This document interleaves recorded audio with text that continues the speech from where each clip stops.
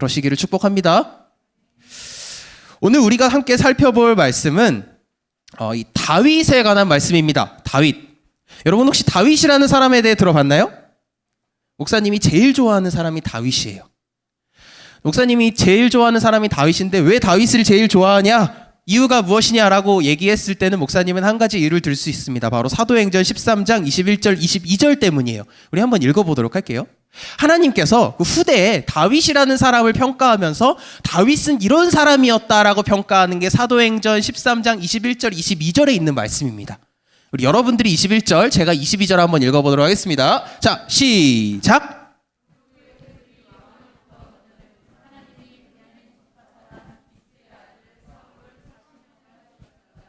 패하시고 다윗을 왕으로 세우시고 증언하여 이르시되 내가 이새의 아들 다윗을 만나니 내 마음에 맞는 사람이라 내 뜻을 다 이루리라 하시더니, 하나님께서 다윗이라는 사람에게 내린 평가는 제가 생각하기에 사람으로서 받을 수 있는 정말 최고의 칭찬이 아닌가 싶어요. 뭡니까? 다윗은 내 마음에 맞는 사람이다. 다윗이 하나님께 어떤 칭찬을 듣냐면, 다윗아 너는 내 마음에 맞는 사람이야, 이런 칭찬을 듣게 됩니다. 다윗이 사무엘상에 이제 다윗의 이야기가 나오는데요. 사무엘하, 열왕기상, 열왕기하를 가게 되면 다윗의 후손인 유다의 왕들이 하나님 앞에 엄청나게 죄를 짓습니다. 하나님이 막 얘네 그냥 버릴까 고민하시는 장면도 많이 나와요. 그런데 그때마다 하나님이 뭐라 그러시냐면 내가 다윗 때문에 참는다, 이렇게 말씀하십니다. 내가 다윗 때문에 너네 용서해 줄게. 그래도 다윗이 한 게 있으니까 내가 조금 참고 넘어갈게. 하나님이 이렇게 말씀하십니다. 하나님이 다윗을 얼마나 사랑하셨으면 엄청난 죄들 때문에 멸망받아야 할 죄들을 하나님이 용서해 주시는데 그 이유가 다윗 때문이에요. 열왕기상, 역대하고 계속 이렇게 가다 보면 여러분 쉽게 읽을 수 있어요. 내가 다윗 때문에 참는다. 그래서 한 번은 목사님이 이제 학교에 가려고 TV를 보는 게 아니라 이제 학교에 가려고 막 씻고 준비를 하고 있었어요. 근데 거실에 TV가 있는데 뭐가 틀어져 있었냐면 기독교 방송이 틀어져 있었습니다. 여러분 혹시 기독교 방송이라고 들어보셨어요? CTS, CBS 이런 기독교 방송인데 거기 보면 내가 어떻게 하나님을 만났나 간증하는 코너가 있어요. 사람들이 나와서 저는 이렇게 힘든 상황 속에서 하나님을 만났어요, 이런 코너가 있습니다. 근데 그때 한 여자분이 나와서 제가 간증하던 게 한 3년, 2년 정도 됐던 것 같아요. 근데 아직도 기억이 납니다. 여자분이 나와서 뭐라 그랬냐면, 이 기도가 하나님께서 들어주신 기도인지는 모르겠어요. 근데 어떻게 여자분이 기도했다고 얘기를 하냐면, 저는 다윗과 같은 남편을 하나님 앞에 달라고 기도했어요, 이렇게 얘기하는 걸 들었습니다. 특히 이제 우리 여자친구들이 이제 커서 결혼할 때가 되면 하나님 다윗과 같은 사람과 결혼할 수 있도록 해주세요. 그런 사람을 저의 배우자로 허락해주세요. 이런 기도도 굉장히 많이 하는 걸 목사님은 봤어요. 근데 목사님이 그 학교 갈 준비하면서 그 얘기를 딱 듣고 어떤 생각이 제일 먼저 떠올랐냐면, 다윗과 같은 남편? 그래, 다윗과 같은 사람은 하나님이 기뻐하시는 사람이니까 좋은 사람이겠지? 와, 근데 다윗 고난 엄청 받았는데, 이 생각이 먼저 들었습니다. 이 본문을 살펴보게 되면 하나님께서 사울이라는 사람에게 이스라엘이라는 나라를 40년 동안 주십니다. 그죠? 근데 하나님께서 사울에게 나라를 주셨는데 사울이 불순종하고 하나님보다 나를 먼저 생각해요. 사울 자신을 먼저 생각해서 하나님이 사울을 버리십니다. 그리고 바로 사울 말고 다윗이라는 어린 아이에게, 그때 어린 아이였어요, 기름을 부으시는데요. 기름 붓고 15년 정도가 지나서야 다윗이 왕이 돼요. 하나님은 다윗을 버리셨는데 왜 15년 동안이나 왕으로 놔두셨을까요? 두 가지 정도의 이유가 있다고 봅니다. 첫 번째, 그래도 사울을 사랑하시니까. 하나님의 사랑하심이 비록 버리셨지만 15년이라는 시간을 사울을 위해 참으시고 사울에게 사랑을 보여주셨다고 평가할 수도 있고요. 두 번째로 그 15년이라는 엄청난 긴 시간은 다윗이라는 사람이 하나님 마음에 맞는 사람이 될 수 있도록 준비되기 위해 필요했던 시간인 거예요. 다윗은 실제로 그 15년 동안 광야를 돌고 사울에게 죽을 뻔하고 엄청난 위험 속에서 하나님과 친밀해지는 법을 배웁니다. 목사님이랑 지금부터 계속해서 그래서 목사님이 이제 다윗을 선택했어요. 다윗을 살펴보면 어떻게 하나님이 어떤 걸 좋아하시는가, 어떻게 하면 안 되는가, 하나님이 우리에게 훈련시키셔서 결국 우리에게 보이고자 하는 모습은 어떤 모습인가? 이런 모습들을 우리가 사무엘상을 통해 살펴볼 수 있습니다. 물론 모든 사람은 고난을 통해 하나님을 배우게 되지만 우리가 먼저 알고 고난에 대처한다면 우리가 당하는 고난 내지는 하나님이 인도하시는 길에 대해 조금은 알고 들어갈 수 있어요. 그럼 그 속에서 더 감사할 수 있겠죠. 그렇기 때문에 목사님과 함께 하나님의 마음에 맞았던, 하나님의 기쁨이 되었던 다윗은 어떤 사람인가를 한번 살펴보도록 하겠습니다. 그 전에 한 가지만 더 목사님이 서론으로 얘기하고 넘어가도록 할게요.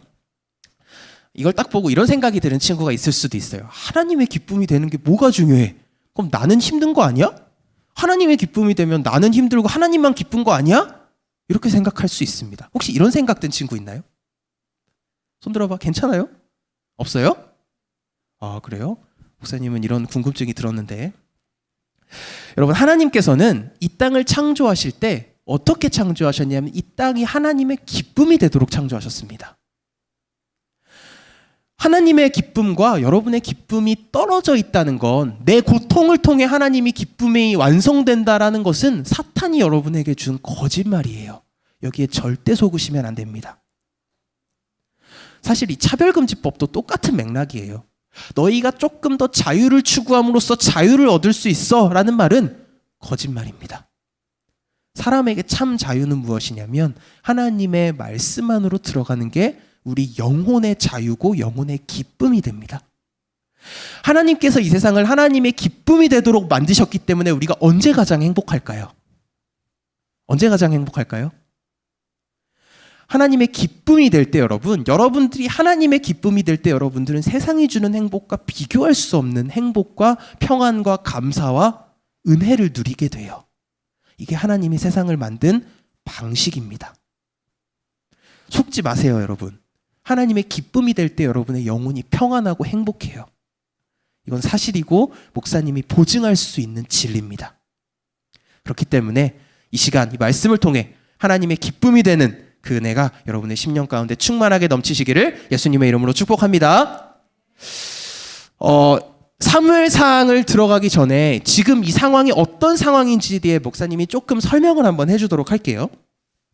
오늘 우리가 살펴볼 사무엘상 말씀은 다윗이라는 사람이 이스라엘 역사에 맨 처음으로 등장했던 시대예요. 다윗이라는 사람이 등장했던 시기에는 사울이라는 왕이 이스라엘을 통치하고 있었습니다. 그런데 이 사울이 처음과는 달리 계속해서 하나님 말씀에 불순종하고 자기 생각만 하고 이런 상황이 되니까 하나님이 사울을 버리셨어요. 하나님께서는 사무엘이라는 선지자를 통해 다윗을 선택하고 사울도 선택했다가 버리시고 이런 순서들을 다 진행해 나가시는데요. 그 당시에 이스라엘의 선지자는 사무엘이라는 사람이었습니다. 하나님께서 다윗을 선택하시려고 사울을 버리시고 다윗의 아버지 이새라는 사람이 있어요. 사무엘에게 너는 이새의 집으로 가라라고 명령하십니다. 이새의 집으로 가면 내가 선택한 한 사람이 거기에 있을 거야라고 말씀하세요. 하나님이 가서 야 이새의 집으로 가면 다윗이라는 사람이 있는데 그 사람에게 기름 부으면 되라고 말하지 않고 내가 가서 네가 이제 이새의 집으로 가면 아들이 굉장히 많을 건데 그중 한 사람이 내가 선택한 사람이야. 내가 알려줄 테니까 그 사람에게 기름을 부어 라고 말씀해 주십니다. 하나님이 누군지는 말씀을 안 해주세요.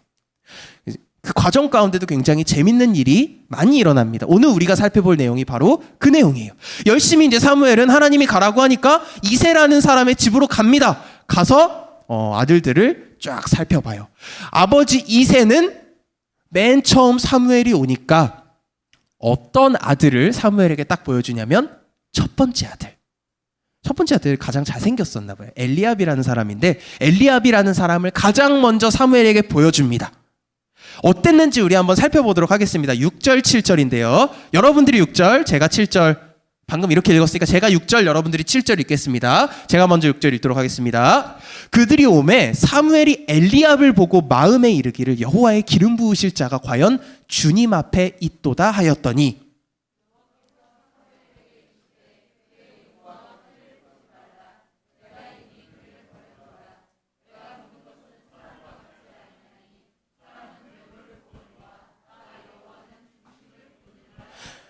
자, 맨 처음에 나온 아들은 엘리압이라는 아들이었습니다. 근데 사무엘이 엘리압을 딱 보니까 엘리압이 어떻냐면 키도 크고요, 얼굴도 잘생겼어요.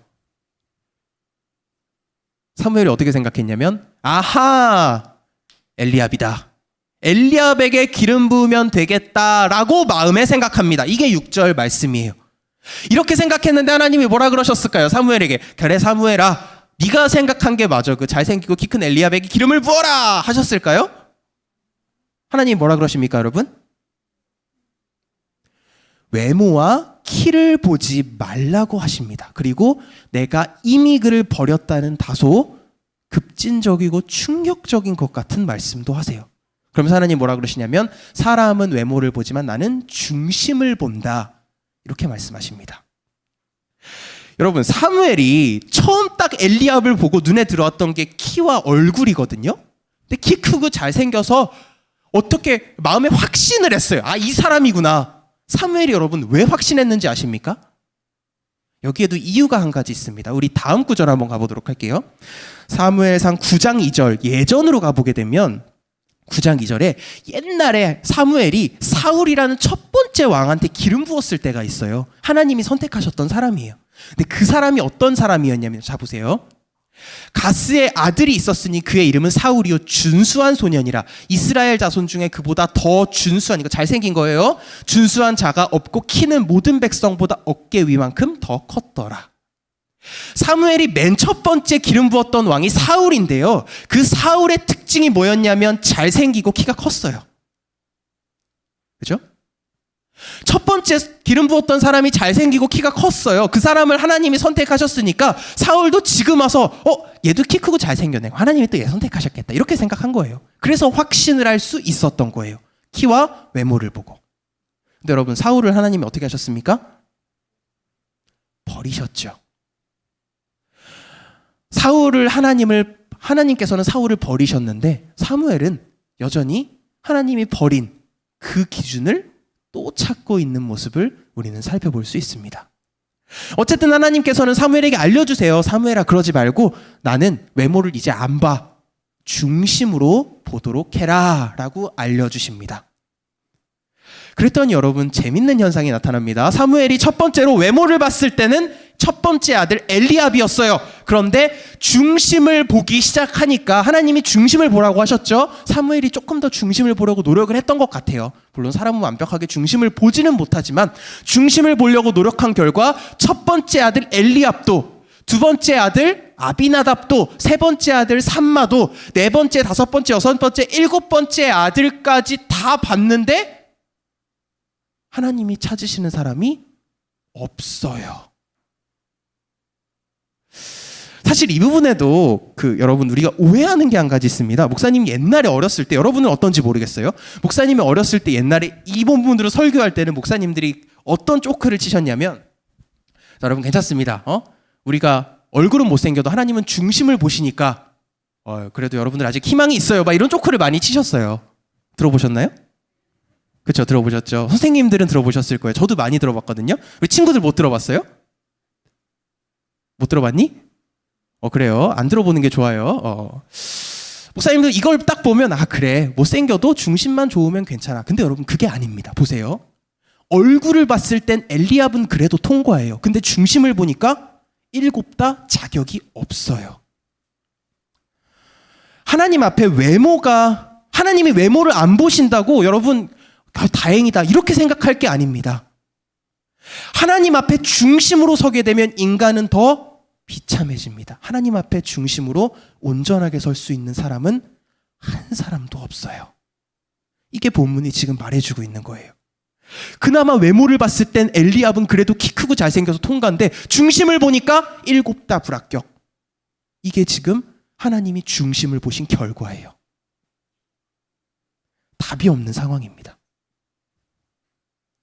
아무튼 하나님께서 이렇게 중심을 보시는데요.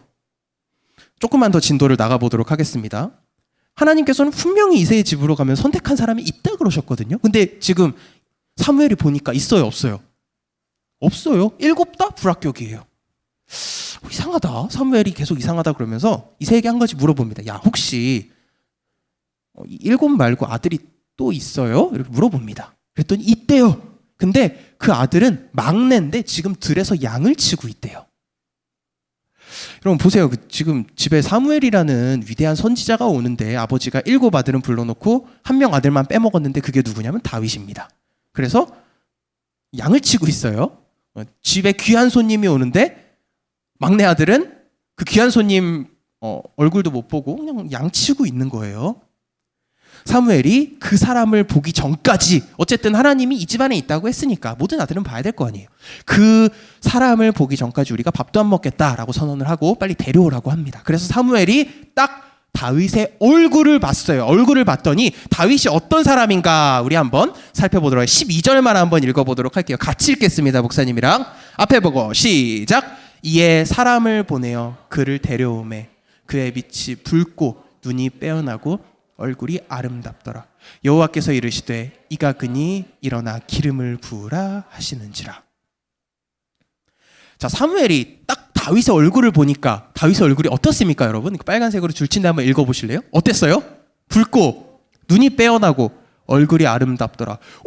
아니 목사님 방금 하나님이 엘리압 잘생긴 것 때문에 안 된다면서요. 근데 또 다윗도 잘생겼네요 라고 얘기할 수가 있습니다. 그렇게 생각이 안 드십니까?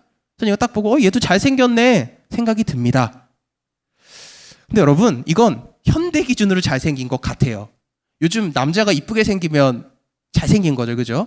근데 이때는 안 그랬던 것 같아요. 근거가 뭐냐면 밑에 사무엘상 하나만 뒤로 가보면 다윗이 블레셋에 이제 골리앗이라는 사람이랑 싸우러 나간 게 등장합니다. 근데 골리앗이 다윗을 보고 했던 말이 있어요.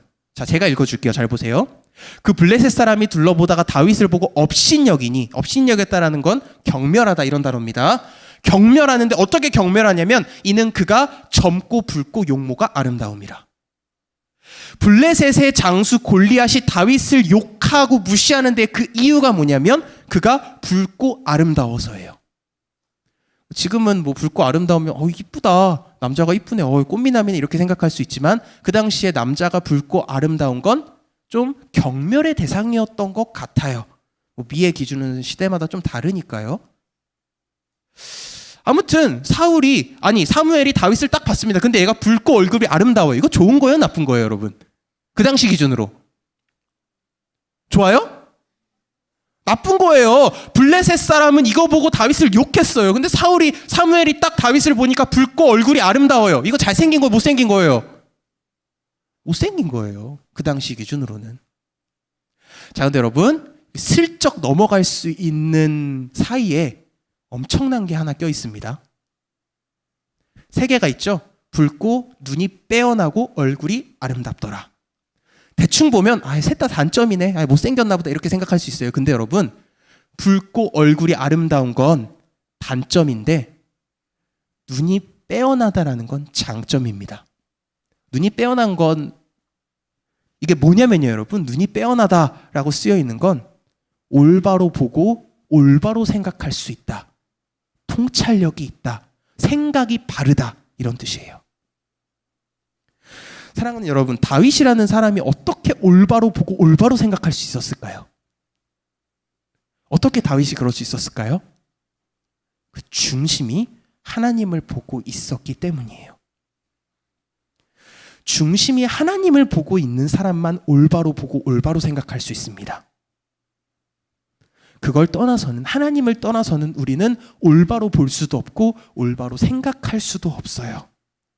그리고 그를 통해 하나님은 다윗을 기뻐하십니다. 사랑하는 여러분, 우리의 중심이 하나님을 바라보게 되는 은혜가 지금 이 시간 충만하게 넘치시기를 축복합니다. 중심이 하나님을 보는 건 어떤 걸까요? 마지막 한 구절만 살펴보고 말씀을 마치도록 할게요. 하나만 넘어가 보도록 하겠습니다. 자, 7장 3절인데요. 좀 깁니다. 여러분들이 한번 읽어줄래요? 자, 앞에 보고 시작.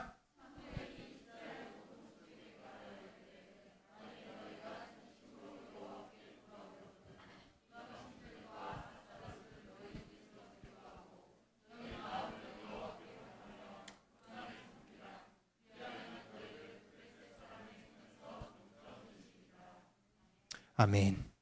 사무엘이 했던 말이에요. 하나님의 말씀으로. 구약 성경 안에서 마음이라는 것은 전심, 마음이라는 것은 그 인격 전부를 가리킵니다. 여러분의 지식을 따로 떼어서 얘기하는 것도 아니고 의지를 따로 떼어서 얘기하는 것도 아니고 감정을 따로 떼어서 얘기하는 것도 아니에요. 우리의 마음이 하나님을 바라보아야 한다라는 것은 우리의 지식과 감정과 의지가 우리의 전 인격이 살아계신 한 분 하나님만을 바라보아야 한다 이 말입니다. 굉장히 어려운 일이에요. 엄청난 결단도 필요하고요. 하나님께서 이스라엘 백성들을 항상 책망하실 때 이스라엘 백성들이 하나님을 완전히 버려서 책망받는 경우도 있지만 하나님을 다른 신과 겸하여 섬겨서 책망받는 일도 굉장히 많습니다. 하나님 보시기에 똑같아요. 하나님 예배드리면서 다른 신도 같이 섬기나 아니면 하나님 완전 떠나나 똑같아요. 하나님 보기에. 그래서 이스라엘이 하나님을 겸하여 섬길 때는 똑같이 책망받습니다. 사랑하는 여러분, 우리의 인격이 하나님을 바라본다는 것, 우리의 전인격이 하나님을 바라본다는 건 우리의 힘으로는 도저히 할 수가 없어요. 그래서 예수님이 우리를 위해 죽어주십니다. 그 예수님 안에서 이제는 우리가 하나님을 우리의 인격이 온전히 바라보게 된 줄 믿습니다. 거기에는 근데 강한 결단과 의지가 필요할 수도 있어요. 싸워야 될 수도 있어요. 피가 날 수도 있어요. 하지만 그렇게 강한 결단으로 하나님만을 바라보기로 결단하는 심령들에게 하나님은 어떤 약속을 하시냐면 너희를 블레셋 사람의 손에서 건져내시리라 약속하십니다. 이 시간 하나님만을 바라보며 행동했을 때 그 하나님께서 여러분들을 건져내시는 귀한 경험하시는 우리 귀한 초등부 친구들 되시기를 예수님의 이름으로 축복합니다.